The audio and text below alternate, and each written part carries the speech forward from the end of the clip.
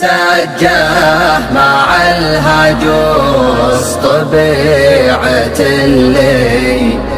طبيعة بموت ما جزت عنها أشكي على الخلاق وارفع له يدي يا كثرة الأفكار في